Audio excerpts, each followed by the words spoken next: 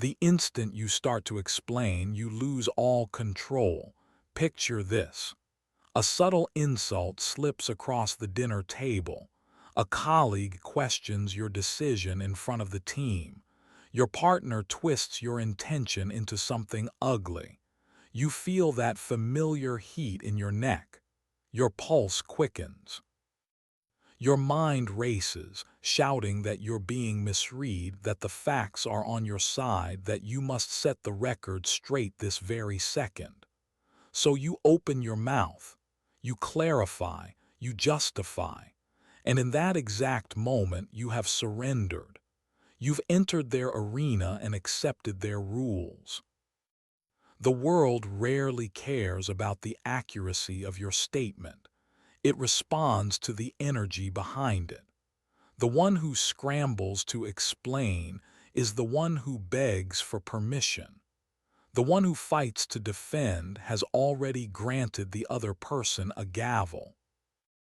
A certain Renaissance philosopher, a student of human power, grasped a raw truth that polite society tries to scrub from you. He saw that true authority isn't about factual correctness. It's about who controls the context of the conversation.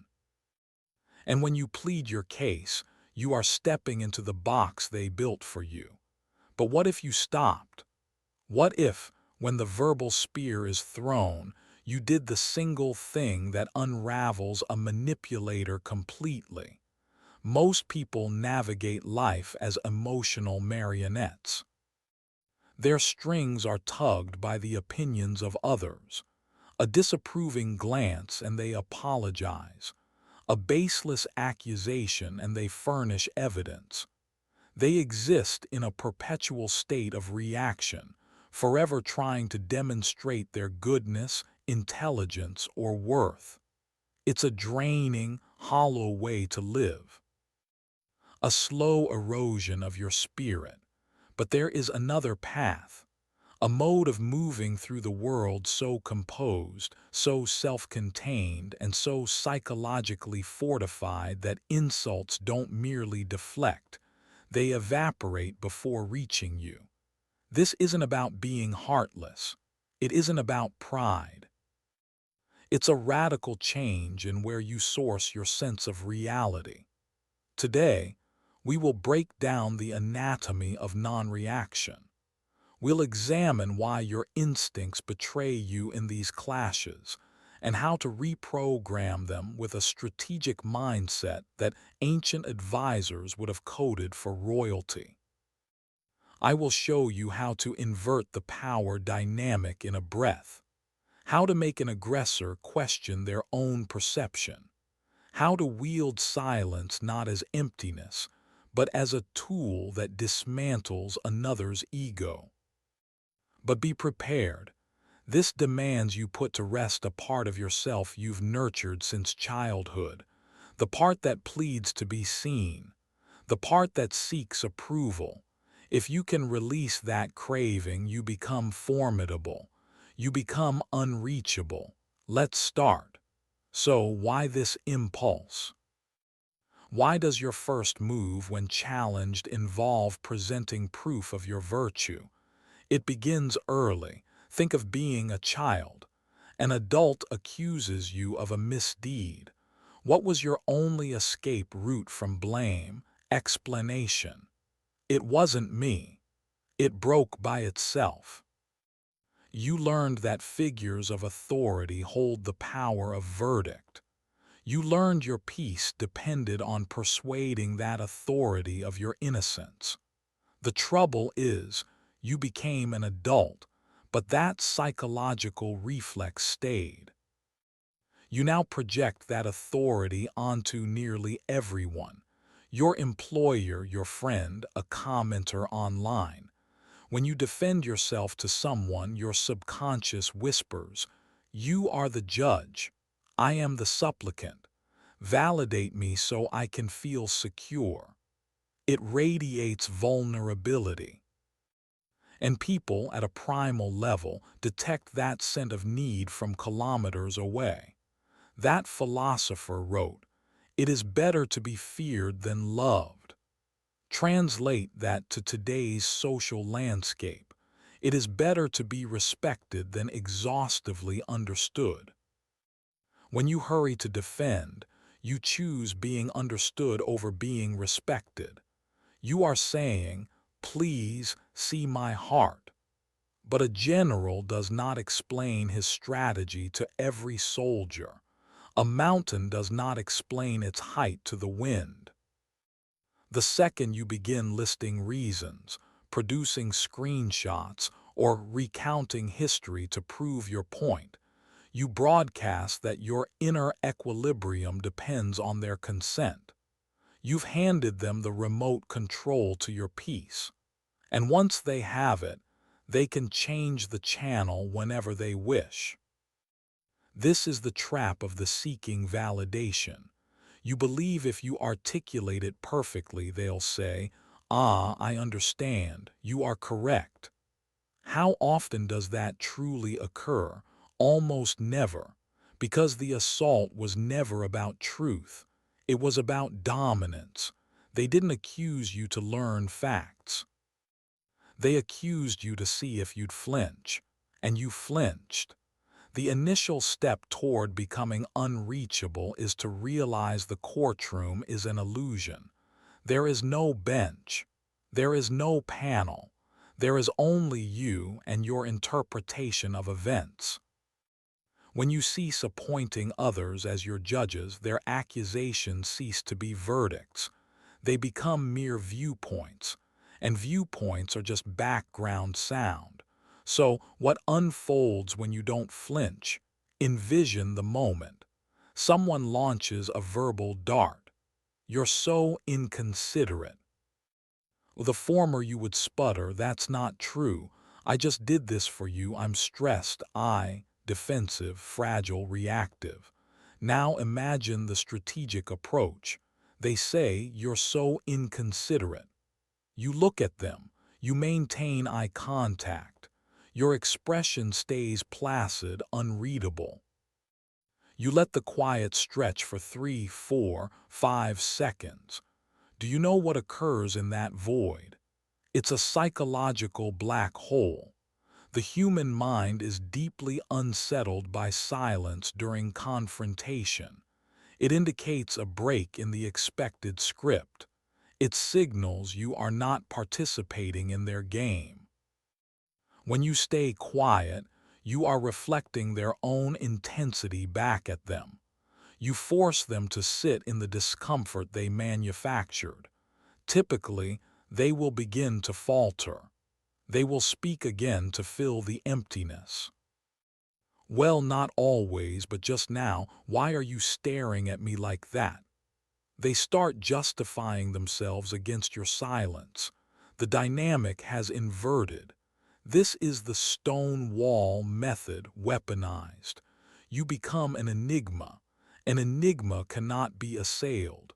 You can't strike a shadow. You can't grab smoke.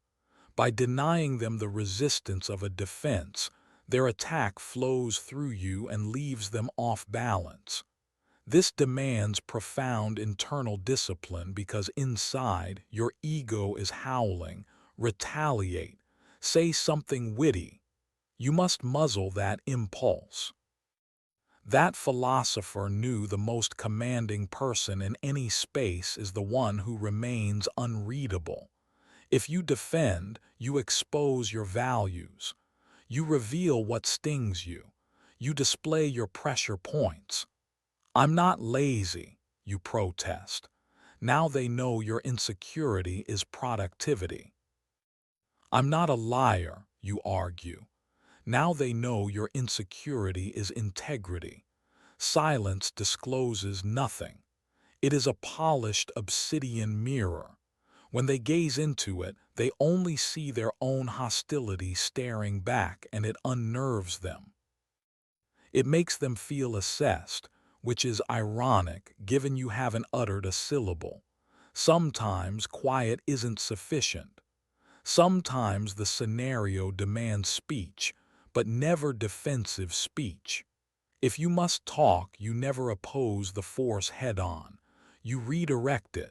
You employ the conversational aikido. There's a principle in strategic psychology called agree and exaggerate. It generates a state of mental confusion in the attacker. If someone charges you with something ridiculous, defending yourself lends credibility to the charge. It suggests the allegation is substantial enough to merit a reply. Instead, you embrace it. You amplify it until it becomes absurd. Attacker, you're so obsessed with status. Defensive you, no, I'm not, I just want to be successful. Predictable, weak. Strategic you, guilty. I actually have a tiny throne in my closet. It's a bit much, I admit. You deliver it with a deadpan expression or a faint, amused quirk of the lip. What have you accomplished here? You've refused to be insulted. You've demonstrated you harbor no insecurity on the topic. You've transformed their serious jab into satire. You've established that you are the one defining reality, not them. This disarms the aggressor. They wanted to wound you. Instead, you took their dagger and began casually trimming your nails with it. It signals entertained sovereignty. Entertained sovereignty is the peak state of unshakable stature. It's the demeanor of an adult observing a child's meltdown. You don't get angry at the child. You don't debate the child. You are mildly entertained by the spectacle because you know you are secure. When you defend yourself, you are getting on the floor and having the tantrum with them. Don't do that. Remain standing. Look. Smile slightly. An author on power dynamics discusses refusing the identity others try to pin on you. When they label you, they attempt to confine you to a cage. If you struggle against the cage, you're still engaging with it.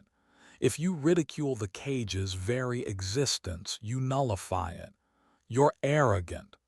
I prefer strategically self-assured, but all right. You never listen. I'm auditing a course on it. You'll be my final exam. It's cutting, it's dismissive, and it is magnetically compelling. Why? Because it shows you are complete. You don't require their endorsement to know who you are. A person certain of their kindness chuckles when called mean. A person certain of their capability smiles when called inept. If you are defending, it's because somewhere deep you worry they may have a point. And that is the inner work you must undertake. Let's delve into the deeper mechanics. Every exchange possesses a hidden architecture. In conflict, there is typically an inquisitor and a respondent. The inquisitor poses questions. Why would you do that? What were you thinking? The respondent answers. Whoever is asking holds the positional power. Whoever is answering concedes status. The most potent strategic trick is to simply decline the role of respondent and assume the role of inquisitor. You achieve this by answering a question with a question, or by scrutinizing their conduct instead of your own. Them. Why are you always so distant? Defensive you. I've just been busy and you know my past. Losing. Strategic you. Why does my quiet space affect you so strongly? There. See the shift. Suddenly, we're not discussing schedules. We're discussing their emotional triggers. We're discussing their reaction. You've turned the spotlight onto them. Them, that's a manipulative thing to say. Strategic you. What makes you interpret a question as manipulation? You are analyzing them in real time. This is maddening to a manipulator. They want you backpedaling. Instead, you are circling them, observing like a scientist with a specimen. It's fascinating you see it that way. Does saying that bring you relief? You seem quite invested in this narrative. These phrases are shields. They acknowledge sound but do not accept the substance. It's a boundary, a verbal force field. You are saying, this is your material, not mine. You keep it. This is more than technique. It is a philosophical stance. It is the understanding that other people's perceptions of you are their business, not yours. Their frustration is their issue to solve. Their letdown is their responsibility to manage. When you defend, you are trying to carry their emotional luggage. You are attempting to repair their feelings. Stop. Let them bear their own weight. Now for the paradox. Sometimes the most assertive, power-inverting move is to agree, but not how you imagine. This isn't the agreement of surrender. It is the agreement of the deep. Imagine someone is yelling, cataloging your faults, trying to provoke a battle. You look them in the eye and state calmly, "You're correct." Then you stop. "You're correct. I can be stubborn." "You're correct." I overlooked that detail. This is the fog method. When you hurl a stone into thick fog, what happens? Nothing. No impact, no echo, it just vanishes. When you agree with an aggressor, you rob them of momentum. They are shoving against a wall, expecting resistance. When the wall isn't there, they stumble forward. They crave a fight. They want pushback. Pushback validates their anger. Agreement neutralizes it. But here is the subtlety. You must agree with the kernel of truth in their statement without accepting the shameful label they are trying to glue to it. There's a difference between acknowledging an error and endorsing a character assassination. You messed up the presentation, you're so careless. Defense, I am not careless, the software crashed. Power move, you're right, the presentation had flaws, I'll correct them. Notice the omission, you didn't engage with careless. You ignored the insult and addressed the actionable fact. You took ownership of the action but not the identity. This signals immense confidence. Only someone secure in their capability can admit a fault so effortlessly. Insecure people battle relentlessly to prove they never err. Secure people say, "My mistake," and proceed. The philosopher would call this disarming through apparent concession.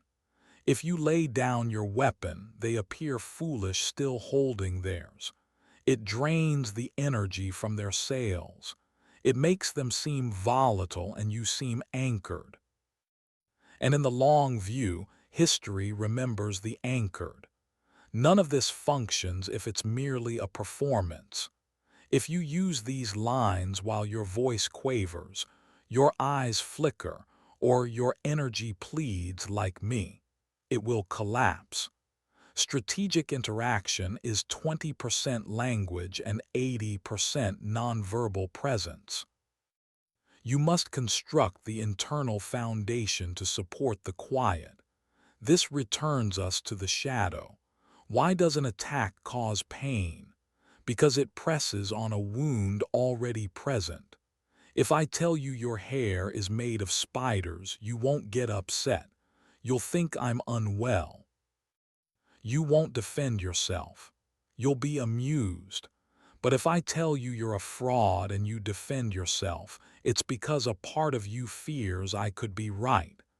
The ultimate defense isn't a verbal trick. It is self-knowledge. It is gazing into your own depths, owning your imperfections and embracing your own shadow. When you know you can be selfish and someone labels you selfish, you say, At times, yes. When you know you can be harsh and someone calls you cruel, you say, I have that capacity. You cannot shame someone who has already embraced their whole self. You cannot expose a person with nothing left concealed. This is what it means to be unreachable.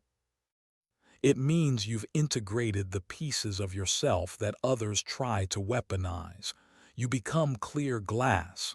The light passes through. The arrows pass through. You are no longer a castle that needs guarding. You are the open sky. So here is your mission. For the next 7 days, play a game.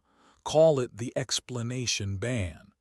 No matter what happens, no matter how minor the critique, you are forbidden from justifying yourself. If you're late, say, I'm late. Don't offer the reason. If you forget something, say, I forgot. Don't blame your memory. If someone misinterprets you, allow the misinterpretation to stand. Sit in the heat of that unease. Feel the desperate urge to fix it, to manage their view, to be the good one.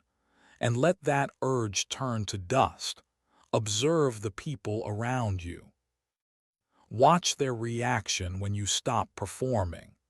You'll witness confusion, then a shift in respect, then a peculiar allure, because people are drawn to certainty, and nothing proclaims certainty louder than a human who doesn't need to justify their existence.